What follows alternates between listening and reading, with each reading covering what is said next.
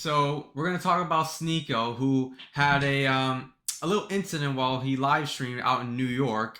So Sneako got sucker punched while live streaming, and we're gonna see what this is about. I just so you guys know, I already saw the video.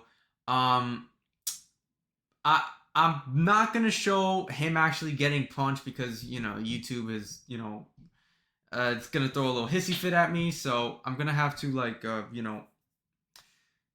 it a little short. So a live streaming incident in New York City involving content creator Sneako has drawn widespread attention after footage showed him being assaulted while broadcasting. The attack occurred on Tuesday, April 14th during a live broadcast, with video of the confrontation quickly circulating across social media platforms.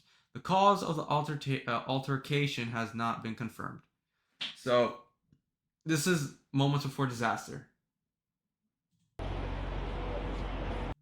Okay, so again, I'm not gonna show him actually getting punched, but he misses, and he actually does miss. Like it barely scraped Sneako, and then this happens. What the?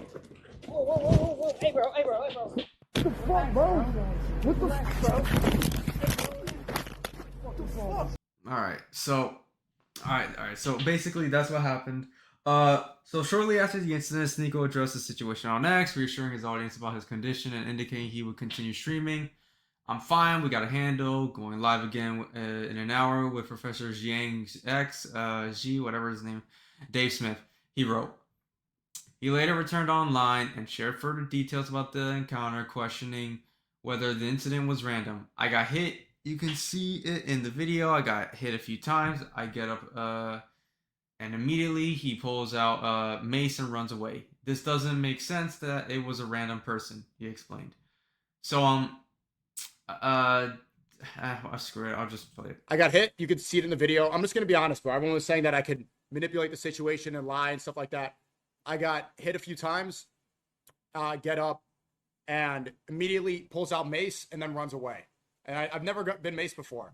It was okay. Just washed it out. I'm fine. This was literally 1 hour ago. So 100%, this doesn't make sense that it was a random person. He had it ready like that. And I'll handle everything. So don't worry about me. I got a lot of streams planned. We have that podcast in a second. I'm not going to harp on this forever. Okay. All right. So the footage has prompted discussion about safety risks associated with public live streaming, particularly in busy urban environments where interactions with passersby can escalate unexpectedly. Yeah, especially in a very big metro city like New York. Like seriously, why does Sneako even still live there? Like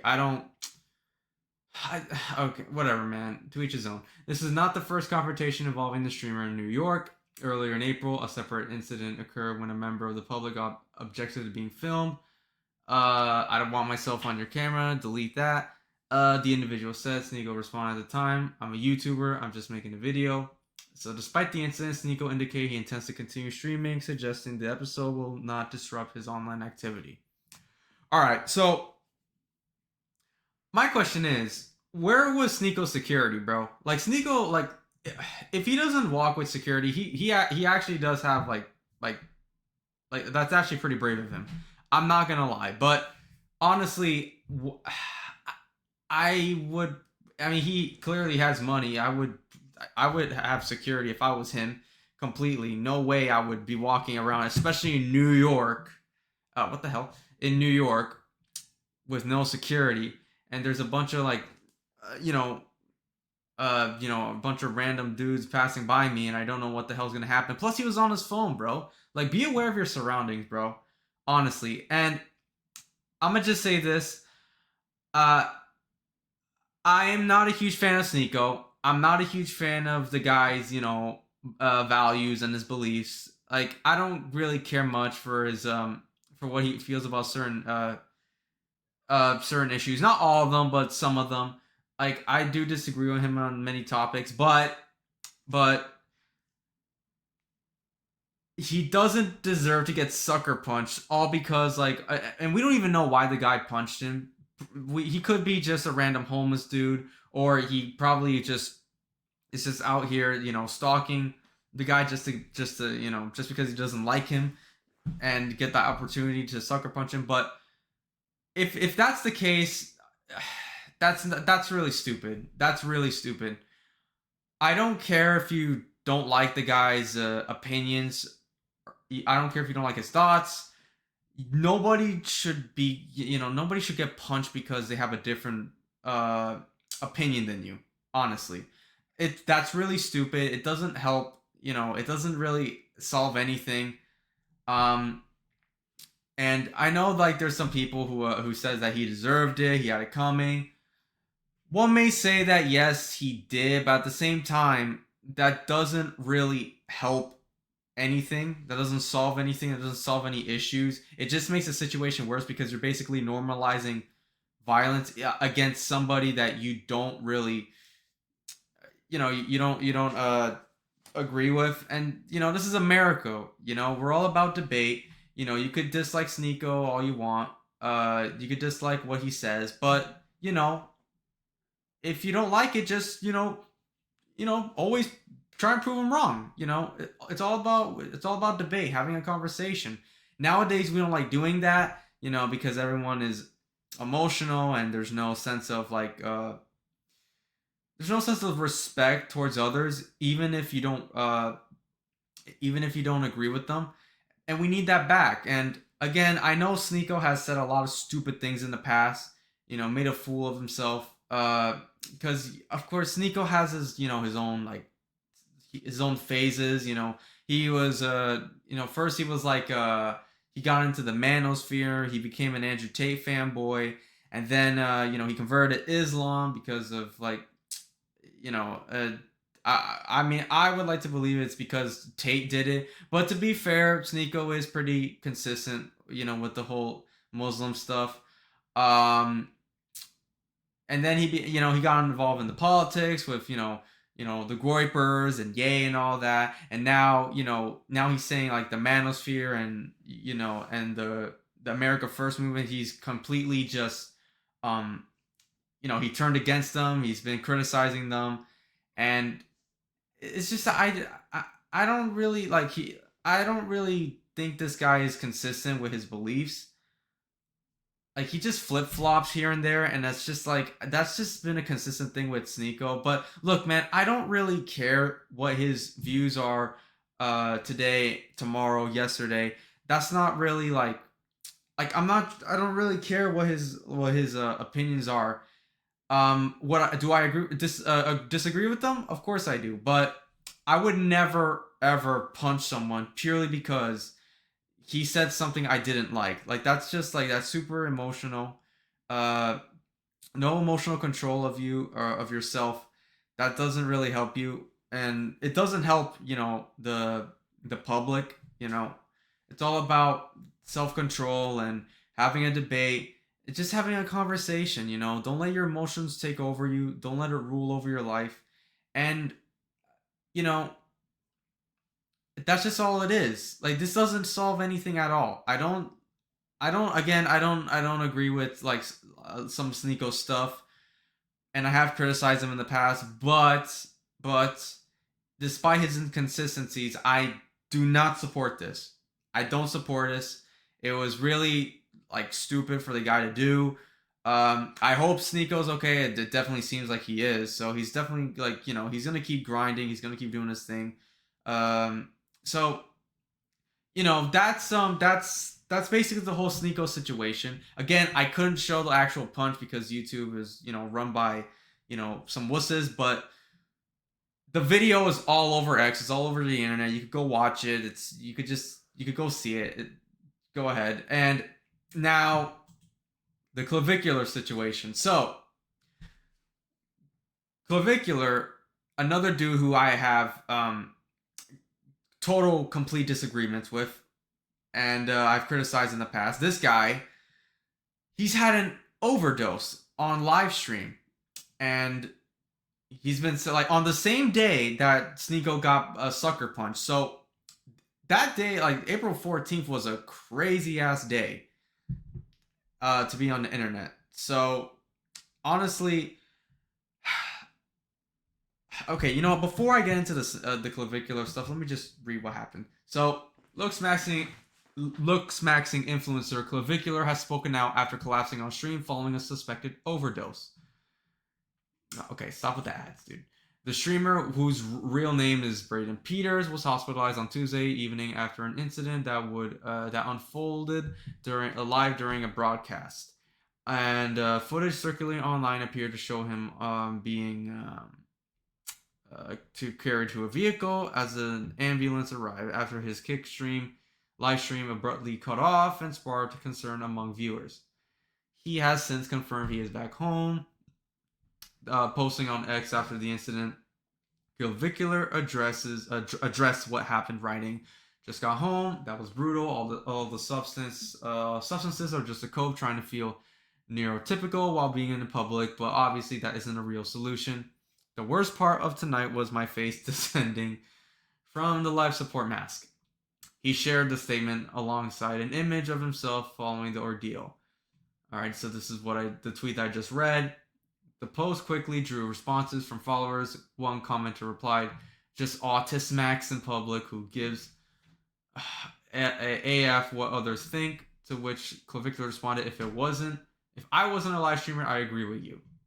So this is what he looked like after he got out of the hospital. Clavicular rose to fame online through his association with looks maxing, a controversial internet trend centered on maximizing a physical appearance. While it can include standard grooming and fitness, the more extreme end of the trend has been criticized for promoting risky or harmful practices. His content typically revolves around documenting and discussing ways to improve facial aesthetics, often leading into the more extreme side of the trend. He has previously promoted controversial methods and built a following through live streams where he shares his routines, opinions, and personal experiences with looks maxing culture. Looks maxing. Okay. Jeez. All right. So the incident has reignited discussion around the pressure of live streaming and influencer culture, particularly when it interacts with extreme online subcultures. Okay. What the hell is that? What the hell? What the hell's that sound? Oh, what the? Get that out of here, dude. All right. So clavicular, the whole clavicular situation. Okay, look. Obviously, like I said, clavicular is a very strange individual who is, you know, his looks maxing advice is pretty darn extreme and to the point where it's flat out ridiculous. I mean, the dude, like, besides wearing makeup, he's talked about smashing his freaking face to look more masculine. He's publicly admitted that he takes crystal meth to hollow his cheekbones, and like it's just, oh my gosh, dude. Like there's like so many other things that he has said in public that is just ridiculous, like wearing like shoulder pads to make his shoulders stand out more, and wearing like buying certain types of hats to make himself look taller. Like the dude says a lot of ridiculous ass stuff, and it's really stupid, and sometimes like just flat out dangerous. I mean, honestly, like because of what he said, because of the fact that he admitted that he's taken drugs, and now that we're actually seeing him go to the hospital because he overdosed on live stream, just shows us that, man, this guy is just like he needs help and he can't hide it anymore. Like now, like we've seen in real time that this dude has a freaking drug problem, and I don't like, it's all just like, I feel like the whole like looks maxing crap, him just, doing all these substances to make himself like, to make himself like feel better in terms of his appearance, or just it's just like cope, dude. Like all that like talk about taking like meth, it's just cope, dude. Like that's just big time cope with, just he's just doing it because like that's just his way of going through like what he's going through with his life, and it's dangerous, man.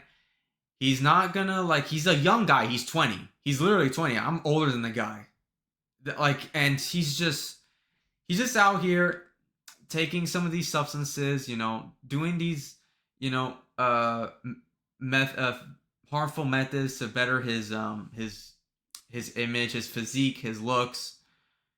It's just look, I don't really have any sense of like uh you know spite towards the guy. Again, like I definitely disagree with his lifestyle, with his methods, his routine, but that doesn't mean I want him to get an overdose. All right? Cuz that's just like he's just I do think the guy is lost. I think he's just doing the things he does because he's trying to find his sense of like he's trying to be perfect, but like bro, no man is perfect, bro.